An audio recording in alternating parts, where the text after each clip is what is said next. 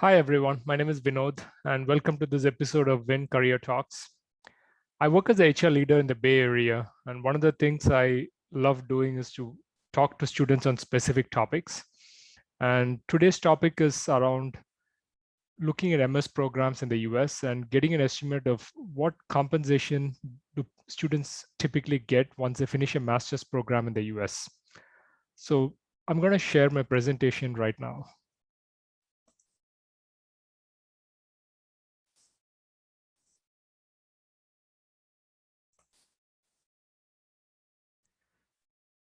So again, during today's presentation, I'm going to be talking about placements after a master's program, typically an MS program. And I've used data from the Carnegie Mellon University website. They have done exhaustive analysis of placements happening in different disciplines in their university. And I think this analysis is going to be very illustrative for students looking at master's programs abroad, specifically in the US. Okay, so the way I've structured this presentation is that I'm going to be looking at the most critical programs and the highest paying programs initially, and then moving on to other disciplines.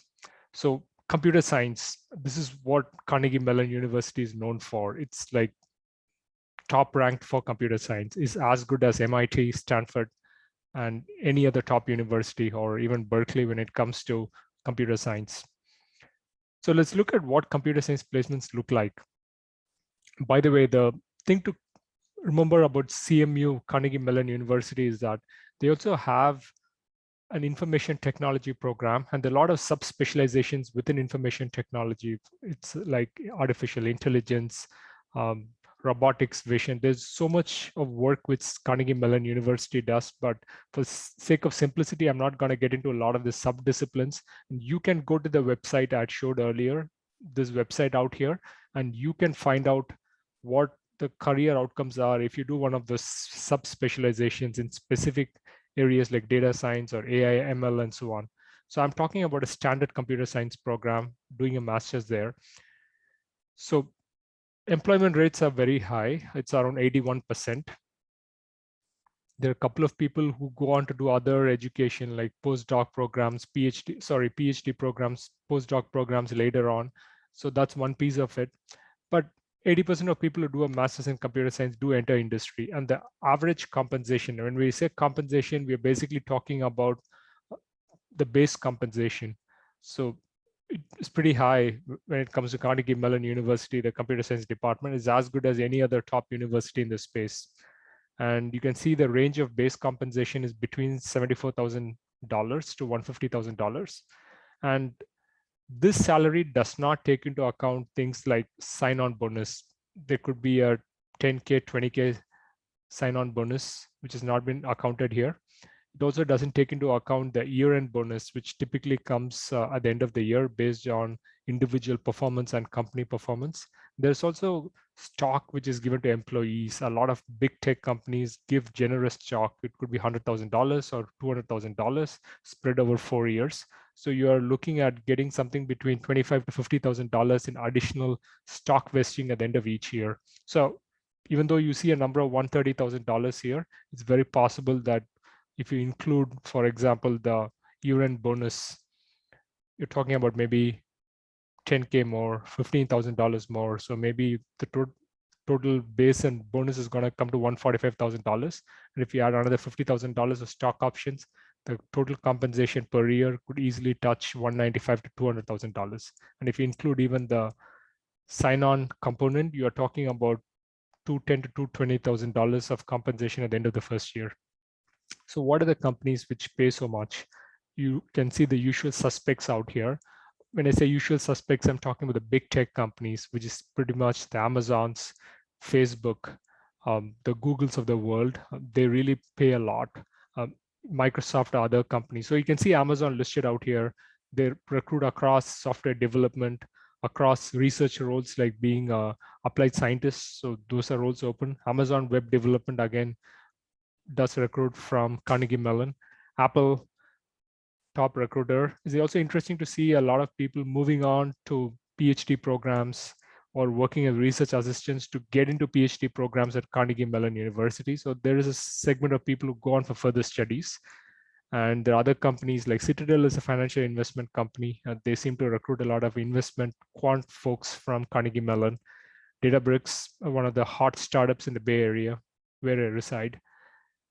Facebook, Google, they typically do hire a lot of people from Carnegie Mellon. LinkedIn, Microsoft. LinkedIn belongs to Microsoft, but again, they do work as a separate organization, so they recruit a lot of folks. Again, the other companies like Oracle, Path.ai, it's a new AI-based company. Quora, Palantir, again, very focused on niche work when it comes to intelligence, and they recruit a lot of people in that space. So there's a bunch of people recruiting in this area.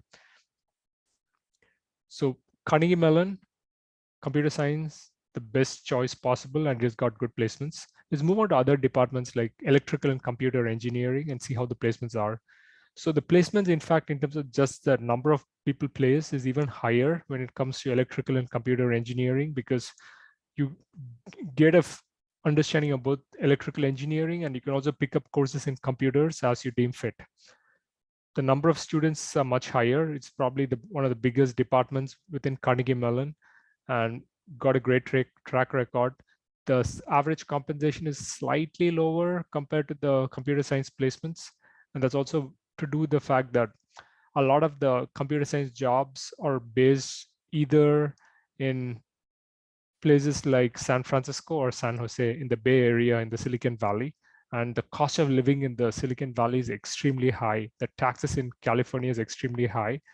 And if you're looking at jobs in electrical engineering, electronics engineering, you have jobs spread across the US. You have jobs in places like Seattle.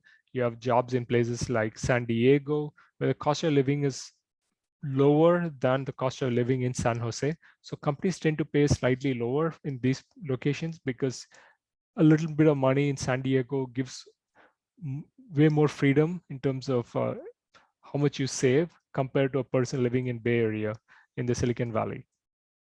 Looking at companies here, again, a lot of computer companies and also a lot of companies in the space of hardware recruit from these programs. So Apple, for example, is one of the largest recruiters. Amazon recruits a lot. Amazon has both a software and a hardware development team. Their hardware development team typically is, I think one of their offices is based in Sunnyvale, and which is very close to the Silicon Valley. And Apple, because it's a predominantly hardware company, they also end up recruiting a lot of folks. So again, you see that the biggest recruiters are Amazon and Apple, but there are a lot of other companies like Analog Devices, Advanced Micro Devices, AMD, which do not recruit from the computer science program, but do recruit from this program. Likewise, there's a bunch of other VLSI design like Cadence Systems. There is Cisco Meraki. Cisco is again both hardware and software company. I worked in Cisco myself, and I know that they are ranked among the top 10 companies both in software, and they've always been a premier place to go to if you want to learn hardware and networking. So again, that's a great place to be in. So again, a bunch of companies do recruit from Carnegie Mellon, and just looking at the sheer numbers, the software development engineer roles at Amazon, they've recruited 27, which is the biggest chunk of people. So Amazon is really the biggest recruiter, and they seem to love Carnegie Mellon, just like Apple. There's another list of recruiters. I pulled that list out here. Again, there are quite a few software companies like Google out here. There are other financial companies like Goldman Sachs. Google recruits around like 11 to 12 students, a big number. Huawei, Chinese company, do recruit a lot of people. Marvell recruits a lot of folks for the semiconductor business. But you also have LinkedIn and Microsoft recruiting for software engineers. So again, there's a mix of jobs. NVIDIA, traditional hardware company, again, they're getting into software. They recruit a lot of people across different disciplines. Oracle, again, database focused company, they end up recruiting. Samsung end up recruiting from here. Qualcomm, based in San Diego, they got a huge presence out there. They seem to love Carnegie Mellon students. So again, there's just so many options if you go to this specific program in terms of either bridging across computer science or seeking jobs within electrical and computer engineering. Okay, let's move on to a non-computer science, a electrical engineering, electronic engineering space. So let's look at mechanical engineering and see where things are. So the number of students is a tad lesser. It's around 91 graduates compared to, I think, computer science was around 70 graduates. Compensation for mechanical engineering clearly is not the same as compensation for the other disciplines. And one of the reasons could be that a lot of mechanical engineering jobs are not necessarily based in the Bay Area, but they kind of spread across the US. So there could be jobs in, say, Minneapolis, there could be jobs in Chicago, there could be jobs in Indiana, there could be jobs in North Carolina. So they just spread all across. And cost of living in these places are much, much lower than the East Coast and the West Coast. When I say East Coast, I'm talking about places like New York, Washington, DC. And when I say West Coast, I'm talking about places like San Jose, San Francisco, and so on. So clearly, if you're located in the Midwest, you can actually be in spaces like mechanical engineering and still have a very good career and also have a very comfortable life. So the average compensation is $103,000. There's a range, and you can see that the range falls at the lower end, like $70,000. It's also payment for a typical mechanical engineer, but it could also go to the other end, which is the high numbers are equivalent to the compensation you get in places like Google and Facebooks and so on. So there's a range of compensation. And there are quite a few students. Like if you look at 15% of the students of Carnegie Mellon Mechanical Engineering, they end up going for further education. So they want to do their PhD and maybe a postdoc later. So that's a big range you see out here. If you look at the kind of positions being offered, there are fuel cell engineers, mechanical engineers, engineering program managers at Apple. A lot of traditional mechanical design companies like ANSYS, they end up hiring a lot of software engineers. And again, that's one advantage of being in mechanical engineering, is that you're a little bit of a jack of all trades. You pick up pieces of material science, electronics, computer science. I'm a mechanical engineer myself, so I pretty much know that you get a feel of everything. So if you have specialization in certain areas, you can easily leverage that in terms of your final placements. Amazon Lab 126, they hire software engineers. So again, if you're good in software, you can definitely switch to good jobs after a mechanical engineering degree, but it does not happen automatically. You really have to invest time and resources to build up your computer science skills. But there are quite a few jobs as software engineers listed out here. There is, for example, a deep learning research engineer at an AI company called Deepen AI. And I think some of those AI, ML companies, machine learning companies probably pay at the higher end. So when you see a base compensation, $155,000, it's probably coming from those companies. And you have lists of companies like MathWorks, there's companies like Toyota, they hire traditional mechanical engineers. I think companies who hire for traditional roles are probably end up paying at the lower end. So if you're looking at 70K numbers, it's probably from one of these traditional companies hiring in traditional manufacturing production-based roles. Again, have a look at this list, but again, it's a great way for you to understand that mechanical engineering is flexible like electronics, and it also allows you to get into software if need be, but definitely the core branches like computer science and electronics engineering will actually get you the best jobs.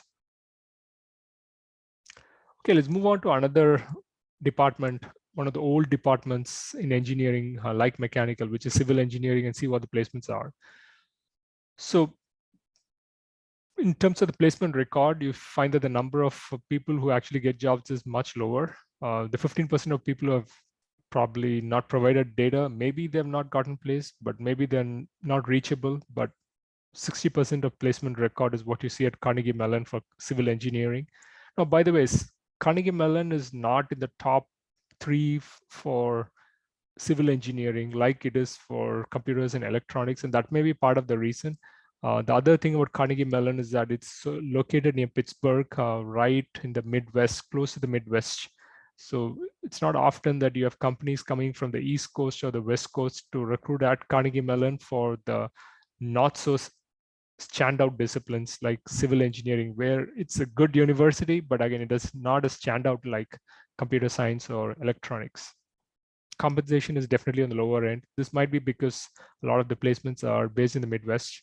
And if you look at the kind of jobs, there are some software engineering jobs, there's a machine learning job. So if you have skills in computer science, you can definitely leverage your skills and get into companies like Huawei, which looks for machine learning engineers. You can get into Amazon. But there's a high chance that these roles are also based in the Midwest because these companies pay really well. And the fact that the maximum of the pay bracket is $87,000 creates an impression that many of these roles in some of the big tech companies are actually based in the Midwest. It's probably one of the reasons why the pay is not as high as the Bay Area, where the cost of living is also sky high.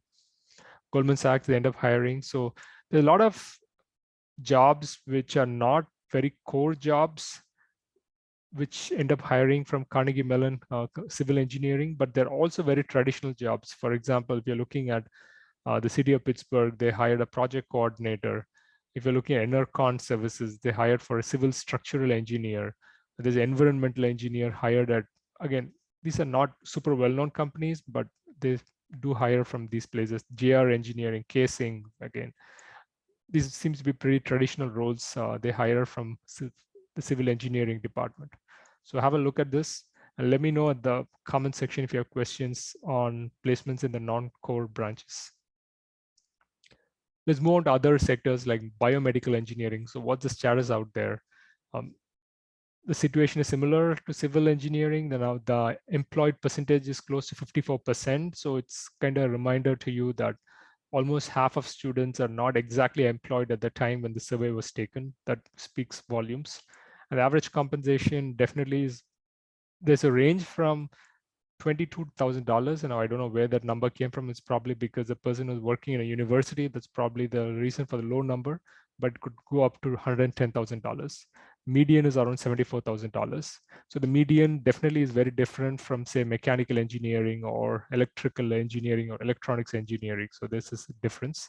If you're looking at where people get placed, even for biomedical engineering, a lot of people do end up getting placed in companies like Boston Scientific, in AI companies, data science in AstraZeneca.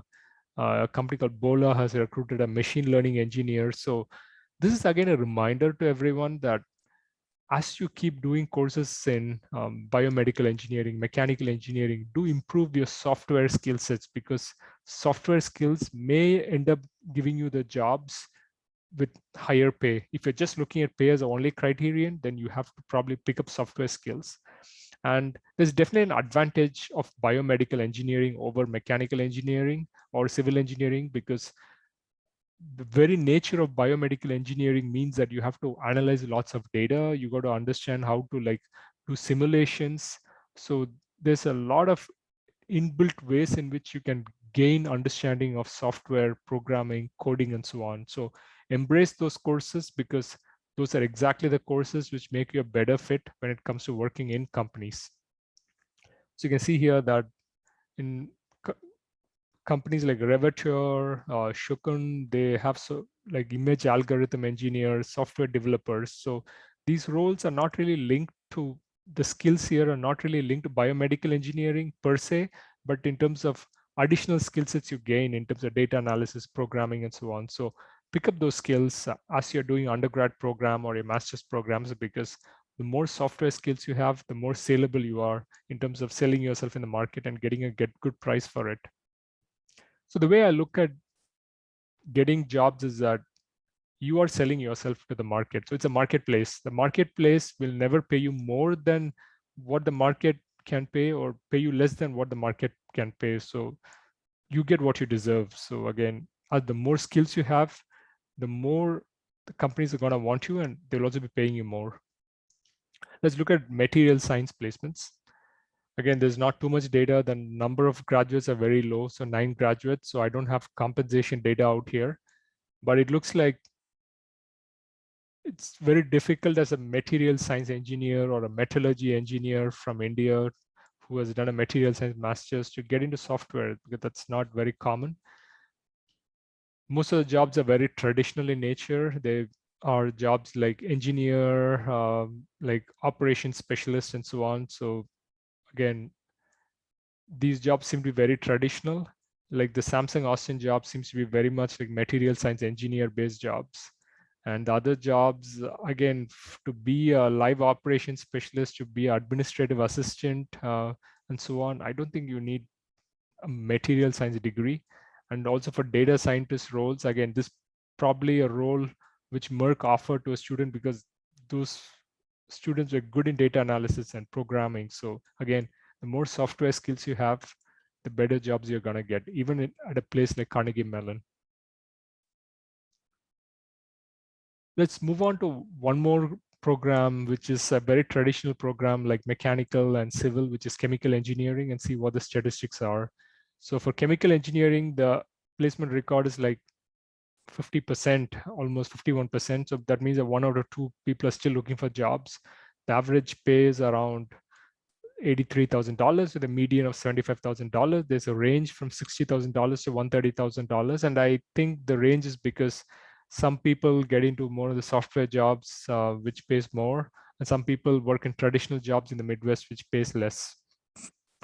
Again, paying less does not mean that they have a worse quality of life. They may actually live better if they're living in a low cost of living city in the US, where they can easily afford to buy a home and have a family and so on. In terms of companies offering jobs at the chemical engineering department, you can see that companies like BMW come in, they're recruiting R&D assistants, seems to be a pretty traditional job. Cargill, they're looking for data scientists, clearly somebody with a data science background. You're looking at Cooper Tires, materials engineer. I'm actually surprised that Cooper Tires did not pick up folks from the material science program, and I actually picked up folks from the chemical engineering program for this specific role. Again, this could be issues with data, but again, just a thought from my end. Dow is again a big chemical engineering company. It looks like they do hire people for traditional roles from Carnegie Mellon. Hyundai hires people. Oracle's, it looks at software engineers, and clearly you get software engineering jobs because you're good in that space and you know how to work with data and do coding. And there's a bunch of product manager roles, process engineer roles in some of the not big companies in the Midwest. Saudi Aramco, it looks like even they've hired a person. So it looks like chemical engineering is a great place to be in if you want to get into the oil and gas sector. So that's something you would want to keep in mind. Okay, folks, I'm nearing the end of my discussion. So I have a channel called VinCareer Talks where, again, this video is posted out there. So feel free to ask me questions through this channel. And in this channel, there's also links to specific groups on Facebook, on Twitter, on LinkedIn, and so on. So join these groups, have a conversation, ask me questions, and do not forget to subscribe to this channel because, again, the more you subscribe and more you ask questions, easier for me to make future videos. Thanks, folks. Have a good one.